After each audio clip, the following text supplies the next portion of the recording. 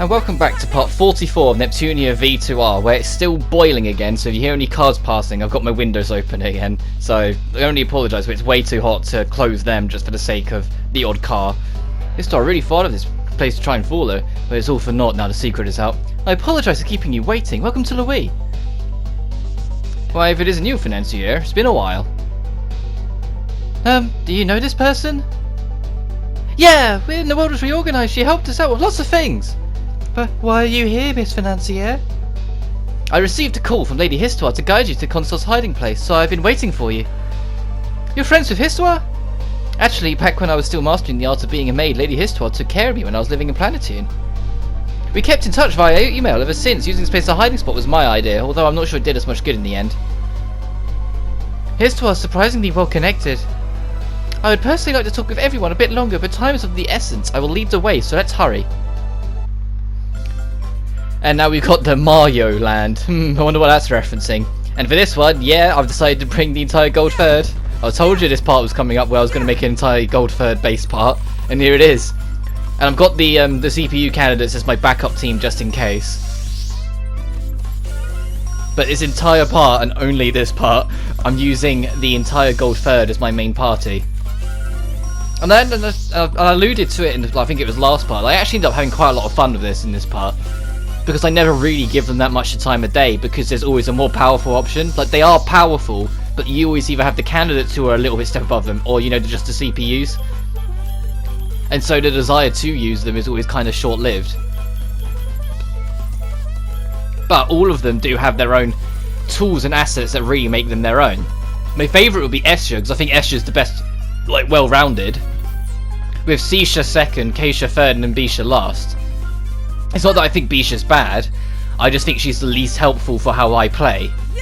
Like, I'm sure, like, people who prefer to use more ranged attack over anything else will get a lot of use out of Bisha, but I don't know, I just like being a bit more up close and personal than that, and Escher and Seisha just do a much better job of doing that.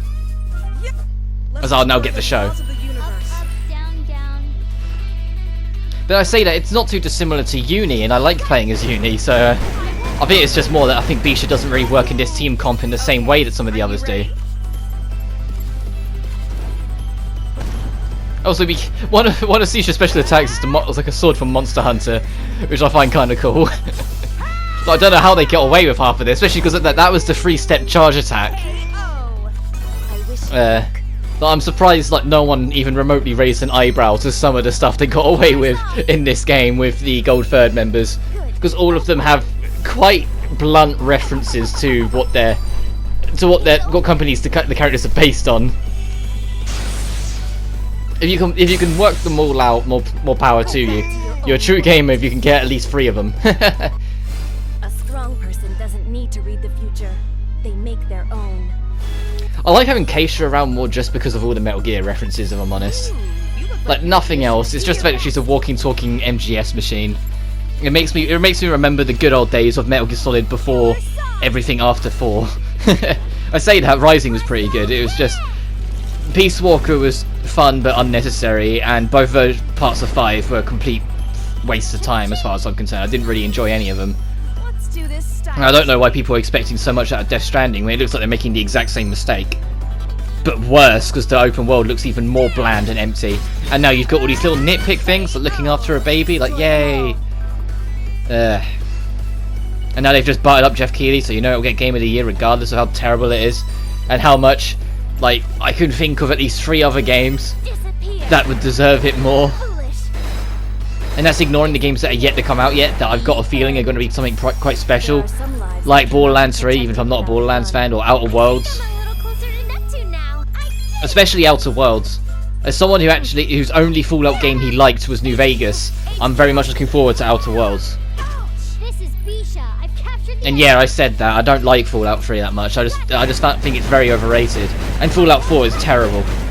And Fallout 76, yeah no, I got a bit better standard now, I was never going to touch that. I tried to stay away from Bethesda's first-party titles as much as possible. And it used to just be because I didn't like their games, but now it's a little bit more that I just heavily disagree with their practice and how so many people tried to see them as nothing but saints just because of Skyrim. Where in reality they're nothing short of them. They're nightmares, they're pains in the backside. I realise I didn't word that quite as well as I hoped to, but they're not good people, is what I'm getting at. Go talk to a wall. Like, Todd Howard knew 76 would fail, but still sold it out anyway, knowing it would sell regardless. That kind of design philosophy just winds me up. And I wasn't happy with how everything Tango Gameworks makes gets credited as Bethesda's when Bethesda have nothing to do with it. Like, I love both the Evil Within games. Yeah, the first game's incredibly clunky, but there's a reason why I Let's Played it anyway. Way back when. I think they're great games, yet both of them are like, oh, Bethesda's new. It's like, no, Bethesda had nothing to do with it. Tango made it and ZeniMax published it. It's just because Bethesda are in partnership with ZeniMax. As we get more encounters, there we go. After missing 4 times. And now it's the same deal with Ghostwire Tokyo. It's like, oh, well, yeah, Bethesda's new game, Ghostwire Tokyo. It's like, no. It's not Bethesda's. Bethesda have partial ownership of it because of the publishing deal that they have alongside ZeniMax, but it's not Bethesda's. Because, you know, if it was Bethesda's, it'd be a glitchy mess that would be filled to the brim with horrible business decisions. And then just leave it to the fans to fix it mentality. No, this is something that's actually going to be high quality and I will be getting on launch regardless of how adorable the director is. But I was sold on the game before Akumi, I think that was her name, I'll have to double check, before Akumi like stole the show with being the most earnest and believably genuine developer in the entire E3 panel that they presented. I'm having to check now. But just hang on, just give me 2 seconds to scroll through my Twitter.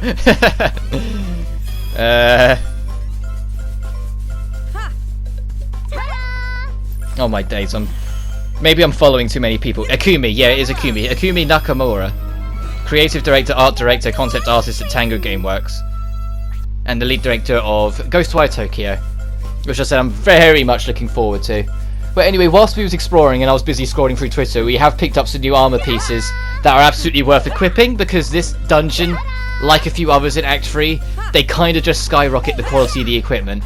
I'm not sure why they decided to make it such a visible difference, but you're gonna feel it. Also, we get the weirdest armor set, at least for me. Like the maid costume I can at least kind of get over with, but the tunnel outfit, like that, I can't help but feel like it doesn't suit Uni. Like, yeah, I like how confident she is, like with her attacks, but I don't know, like the way she is, and like especially with how like anxious she gets of some things, it just felt weird to give her a costume like that. And I know I'm being extremely picky, but if you've watched this Let's Play, you already know I'm picky on the costumes. If you give a character who isn't sexual at all a sexy costume, I'm gonna raise an eyebrow to it. If you give Vert a sexy costume kind of thing, that, as a big truck passes by, makes perfect sense because of how confident she is in her own body. But if you give it to someone like Uni, who has already made it clear in this game that like her anxiety gets too much for her on occasion, what makes you think she's actually then going to turn around and suddenly be that body confident? She's not. At least from what I can tell. On this video game made up character in this made up world that I am criticising like they're real people. But I think the fact that I always criticise it as if they are real is a testament to how much I enjoy the writing and have connected with the characters over the series. Yeah, some of the characters are better than others. Like, I'm not a big fan of Bisha, as I've kind of made it apparent throughout this. And in Mark II, when the CPU candidates were first introduced, I really wasn't that keen on Ram. Ram had to kind of grow on me because her personality got a lot better in the third and this game. But everyone else I just kind of connected to and enjoyed really quickly and easily. Oh, Moonrobe. Oh, okay, this is a cool costume set. There's another one on the opposite side, and I wish I picked it up first so I could show it better. The Moonrobe is a reference to the Black Mage costumes from Final Fantasy.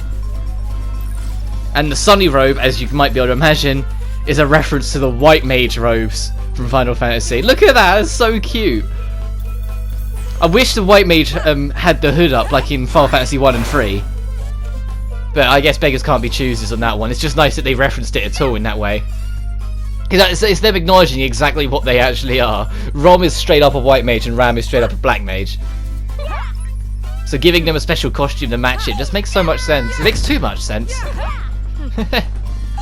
So much sense that I wonder why they haven't done it earlier. Assuming they haven't done it earlier and I just didn't find the costumes in the second and third game.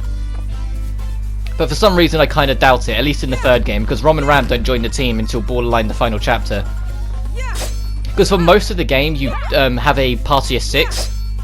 Well, you have a party of 5, and about halfway through a 6th member joins. So you don't have a full team and full backup team.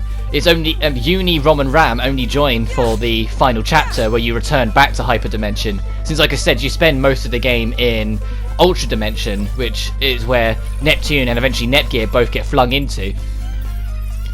And you have Ultra Dimensions Noir, Ultra Dimensions Vert, and Ultra Dimensions Blanc as your teammates instead.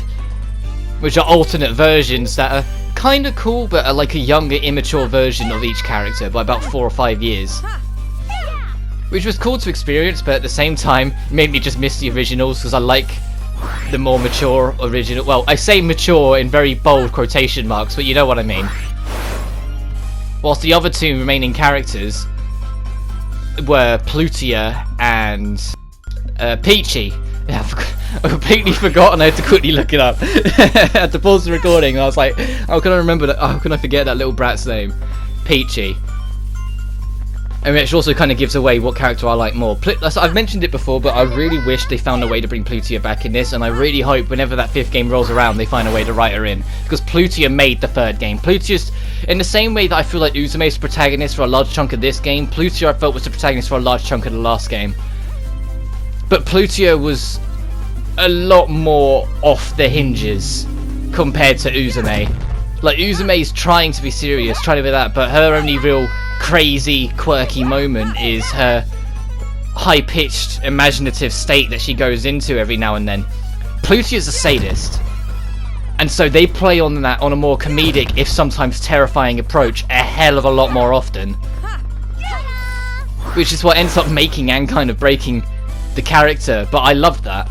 I loved that dark side to Plutia, where everyone was either wary or straight up terrified of her, despite the fact that when you meet her in person, she's really nice and kind-hearted until you give her a reason to not be. But because of that idea and that character, I just really loved her character. I really loved having her in the team always. Regardless of what the team composition was, I always ended up having Plutia in the party. Like, I think my end team in the end was Neptune, Plutia, Netgear, and Vert in that order, with then Blanc, Peachy, and Noir in the background till the final chapter where you get Uni, Rom, and Ram chucked in. But even though they add Uni, Rom, and Ram at a decent level, it kind of works against them. Like, I'm happy that they allowed them to be playable, even if it's just for the final chapter. Like, returning the Hyperdimension, of course they're going to join in, kind of thing. And it'd be redundant to have 2 Noirs, 2 Blancs, and 2 Verts, so those guys just being in cutscenes and you sticking to your Ultra Dimension team made sense in that regard. But the only problem is that because they joined so late, you have no reason to use them. Like, you've already put all your time and effort into building up the main cast, so even though they start on a decent level, your strategies are focused, your ideas are set, and your equipment's already been made. Like, you know what I mean? Like, it kind of works against because they join you so late. Like, if they made it so when Netgear gets thrown in, Uni, Rom, and Ram somehow do as well, and all 4 of them join, it would have been perfectly fine. Yeah, you would have immediately doubled your cast right then and there at a relatively early point in the game, which might be a bit of a jump for some people, like, to have suddenly that many characters all at once. But at the same time, this game at a few points has suddenly thrown a load of characters at us with no real warning. Look at the end of Act 2, for goodness sake, where they have 4 sets of small groups, and then they just put all the groups together, and suddenly you have like 12 characters to mess with. Well, no, hang on, 10 even, because the Gold Third don't join you. So it's not like completely opposed to it. I think it would have been better and easier to re-adopt Uni, Rom, and Ram into strategies and gameplay than how they handled it in the 3rd game by default. And that's ignoring the DLC characters. If you get the DLC characters, you're in for something wild. You really are. Because in the first 2 games, and technically in this one, you can have human teammates. Like I said, the game calls them makers. And in the 3rd game, they made it an entirely CPU-only team unless you got the DLC characters, which I completely avoided because, if you've seen my reviews, you know I didn't think much of the maker characters. I thought a lot of them were wasted potential and were just kind of there to fill in a slot. Like, they didn't really have much story attention. And then the 2nd game made it worse, because they added even more faces to it, and it took out the only one outside of IF and Compa that I thought was interesting, that being mages. But everyone else, like, I'm going to try and see if I can remember their names, because, you know, I've been testing myself enough on remembering names, but don't hold your breath. Like, the rest of them, because I see you've got Ayaf and Compa, they always stick around because they're Neptune's best friend. Mages was the only other one I liked because she was after her own objective and her own quest that happened to coincide, and I was interested to see where that went, even if it ultimately didn't go anywhere in Rebirth 1. I don't know if it goes somewhere in a spin-off I haven't played or something, but whatever. After that, you have Broccoli, who's this really small character on a big beanbag who had no personality other than saying "you" a lot in the first game, and then they kind of tried to give a personality in the second one, but they kind of pushed it to the side so quickly that I wasn't really that caring about it. CyberConnect 2 is kind of underrated in design. Like, I think her design and her idea of the character's kind of cool, but that's it. Like, she's still kind of worthless. She's just kind of the adventurous type. Tekken is a sadist before Plutia made sadism something that should actually be feared. Because Tekken just happens to like pain and giving it out, whilst Plutia is genuinely like borderline a masochist kind of thing. Now do we try and think. I've got a lot of faces in my head. Falcom, I kind of like the time jump aspect because it's implied that she's travelled through time, which is why in the first game you meet an older version of her, and in the second game you're with a younger version of her. Like when she's dimension hopping, she ends up in super dimension and in hyper dimension, but it's a younger version, which is why she seems to know everyone in the first game back in super dimension, because she's met the alternate dimension versions of them and knows they're worth helping.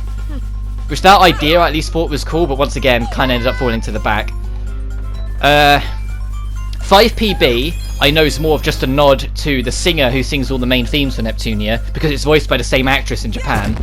It's the lead the songwriter and lead singer of all the songs that you hear in the Neptunia series.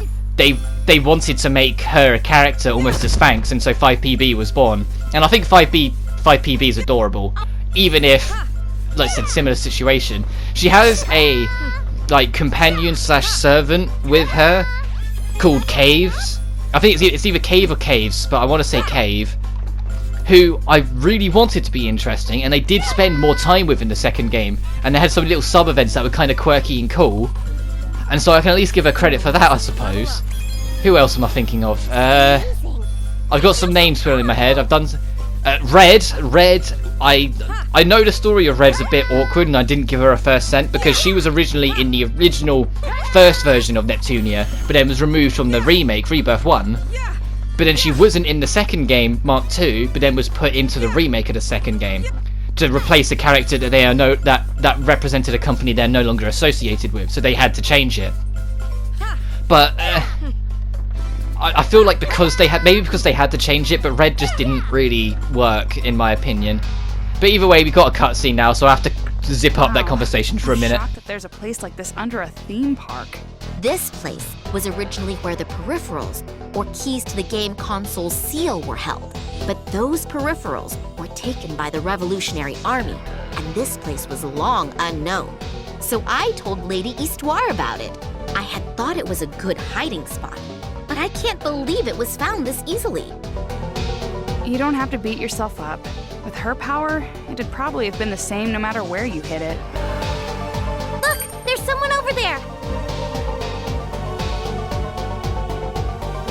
I finally found it. Now I can remove my seal. We won't let you do that! Give us the console! You're surprisingly persistent, Gearsy. I wanted to keep you alive so you could taste eternal despair, but I've changed my mind. Despair is nothing! I'm borrowing this from Uzume, but even if you tarnish the world in despair, I will cleanse it with hope! No matter how many times you revive or bring out dark CPUs, we'll defeat you! You're all quite arrogant for being infant CPUs who couldn't even be called my juniors. How rude. But fine. We'll see who's laughing when these infant CPUs send you to your grave! Let's go, everyone! Right!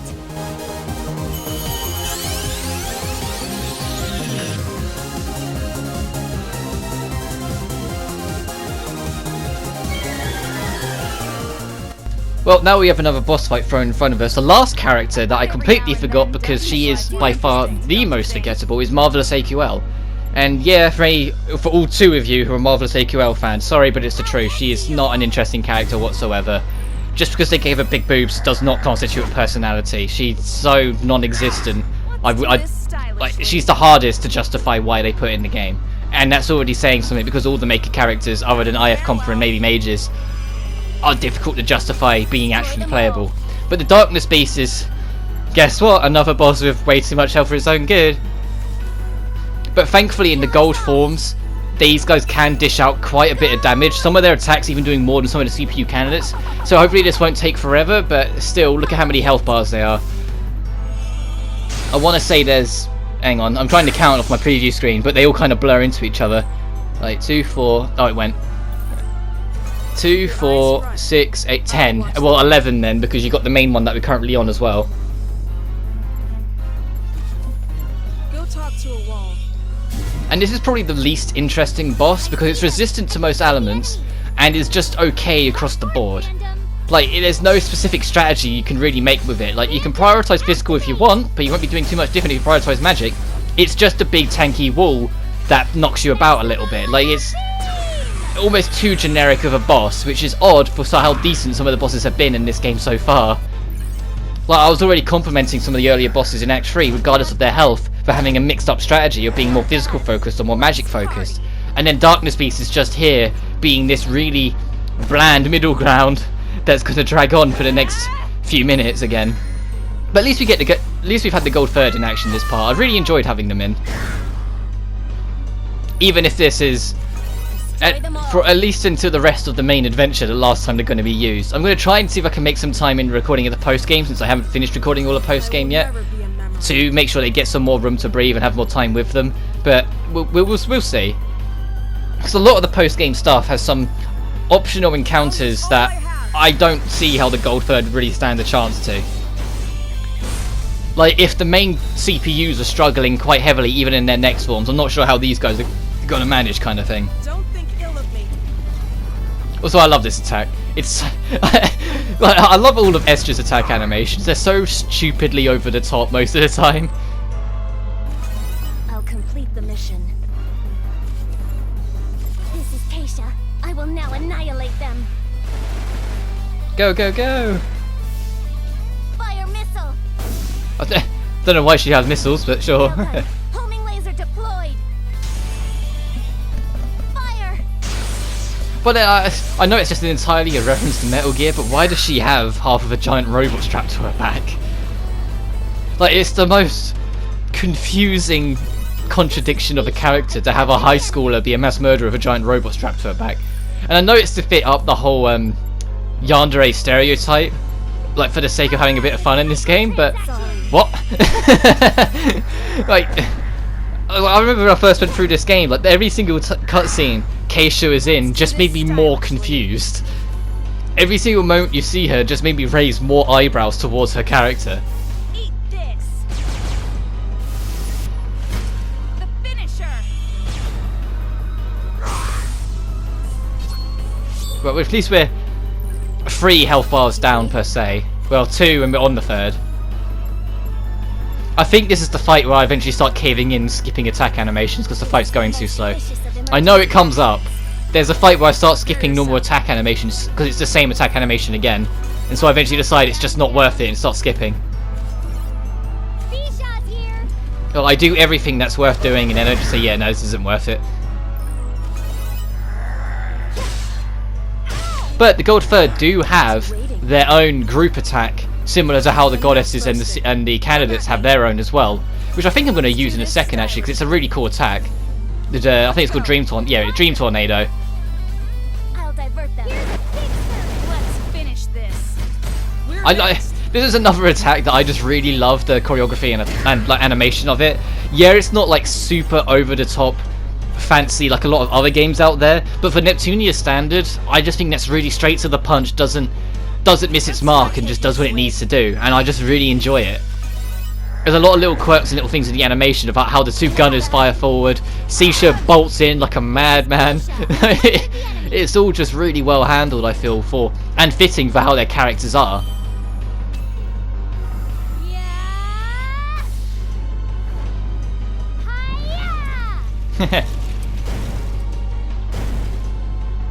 Or like that, or the mad flips and then she manages to stick the landing anyway. I say that, but I've been looking into starting the Yakuza series because I've run out of excuses not to try it. Now, Yakuza 3, 4 and 5 have been remastered on PS4. Or well, the remaster bundle can be brought with 4 and 5 getting added when they're ready for free later on.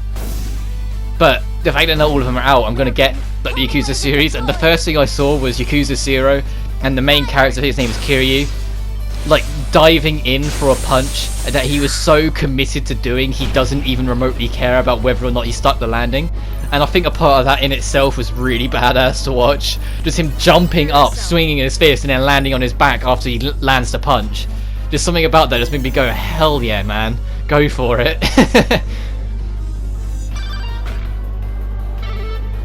Also, but I wish, like when it did this animation screen, it would be a nice little quirk if, like, when it did the attack, it showed like the old school number of the boss's health as well. Like, I know not a lot of JRPGs do that, but it would have been cool if they'd done that, because then you could have a double up effect of using it to work out what you got left to deal with on the fly. Like, I mean, yeah, alternatively, on the, I don't know how it works on the PC version, but on the PS4 version, the touchpad in the middle, you push on it and then slide to the side. Like, push in the middle and slide to the side. That's what brings up the stat menu every time I do it. Like, I find it more consistent to put both my thumbs in the middle and then pull outwards to do it, and it seems to do it every time when I do that. But it's a bit finicky how they want you to handle it. They want you to do it to swap through menus as well, which is why if you ever see me accidentally swap through a menu, it's because I accidentally touched it and for some reason picked it up.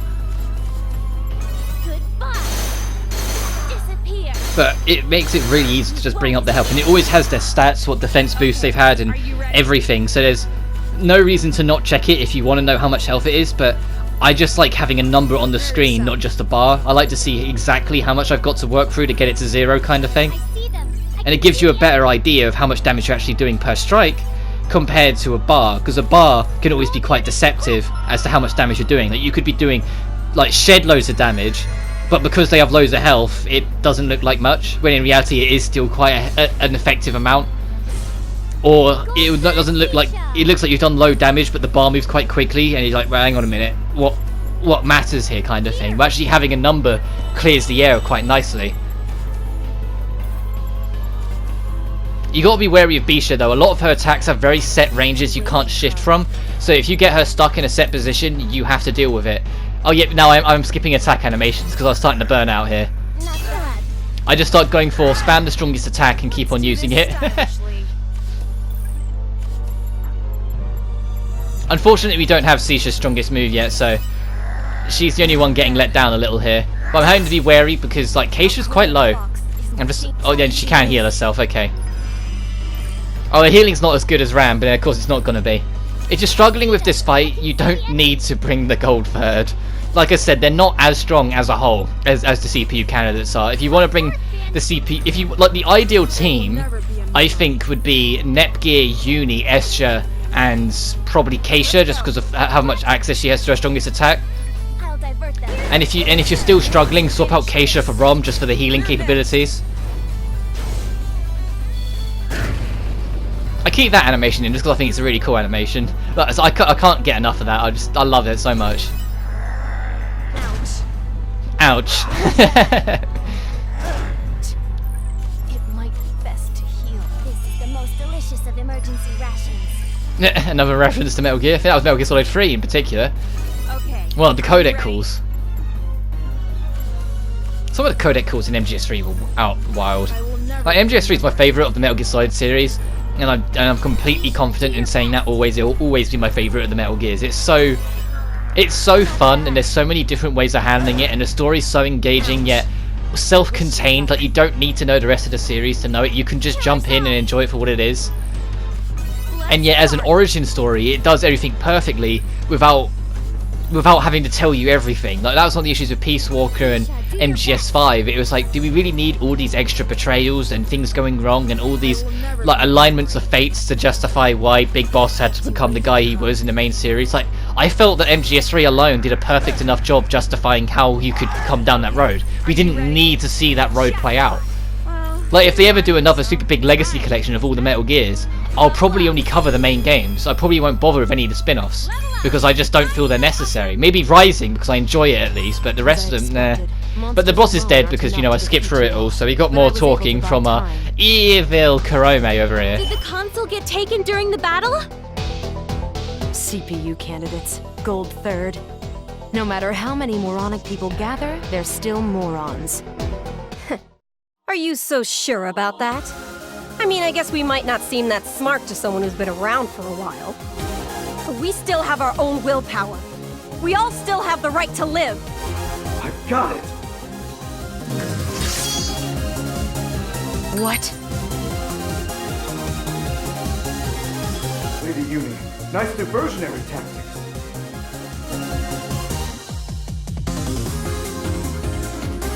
One punch! Lady Uni and Master Guman, very nicely assisted. I've taken back the console, as you can see. As expected from the one who was called Justice Train Dog One Punch Ghoulman. That was a splendid one punch. His inability to stand out actually came in handy? And the macho Dagu was with him? Looks like you can't underestimate his anonymity. I can't believe I didn't see him there. I didn't either. I'm sure that Yuni's the only one who was able to catch on. Must be love.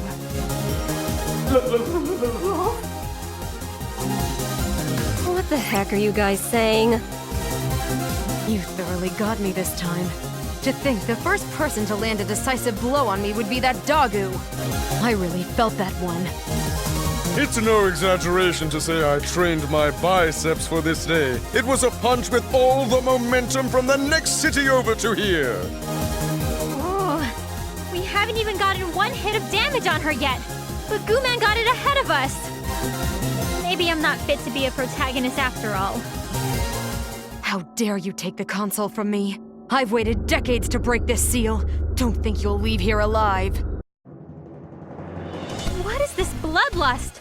It feels completely different from before. This is her real strength. I'm scared. My pectoral muscles that I've trained to my utmost limits are trembling. What is this? What's this discomfort that's spreading from the depths of my heart? My negative energy is being neutralized? This feeling, I could never forget it. Share energy? Where were they able to find such a concentrated amount of it? Oh no. Could they be using... What could be the matter? She didn't just lose her bloodlust. She seems to be in pain as well. Her soul is connected to Heart Dimension. This must be the work of our sisters. So, being one with the dimension to this extent has now backfired. As expected of Blani and the others. That was great timing.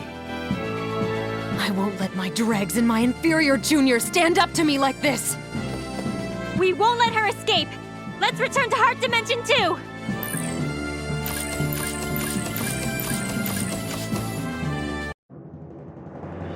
It looks like we were able to let Nepgear and the others safely escape. Hey, could you not say things that might raise any weird flags? I'm glad to see you're healthy, Uzume. You too, Nepsy. I don't see you for a while and suddenly you can turn into this crazy form. It's thanks to Gold Third and the faith of game industry, we overcame the CPU shift period. Is that so? That's pretty great. Can I have a moment, you two? Whoa! Where the hell did you come from, Big Nepsy? It's all fine and dandy to ignore me and pretend you're all cute. Get ready for it. This Big isn't Nep's the next time line or is place. probably my favorite in the game. Like, I'm really into these lesbian-esque vibes, but the enemy won't wait for us.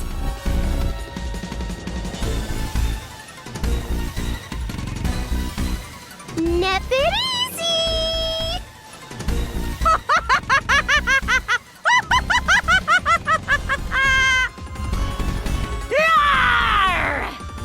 It's everyone's favorite adulty, sexy, and gorgeous CPU, Bert, baby!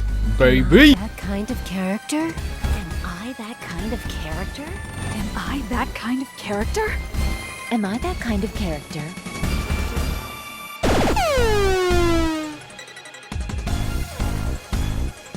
Ugh, we suddenly ran out of energy? We got all the way here and ran out of gas! Could it be some debuff caused by the fake's dialogue? It can't be just their voice. I bet when they do their weird cursed dance, our energy and SP get sucked away. What's wrong, Iffy? Why'd you sigh like that? Not gonna scold Nep like usual? No, it's just that when there's two Neps, I can't even bring myself to say anything. It'd be a total waste of calories. That's it! That's it, Iffy!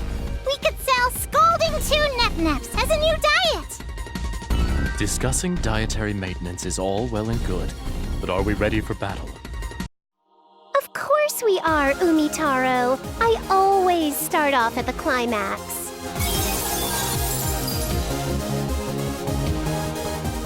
Before that, could you wait a moment, Nepsi? Yipes! Jeez, what's the deal, Umitaro? We were just about to start the battle awesomely!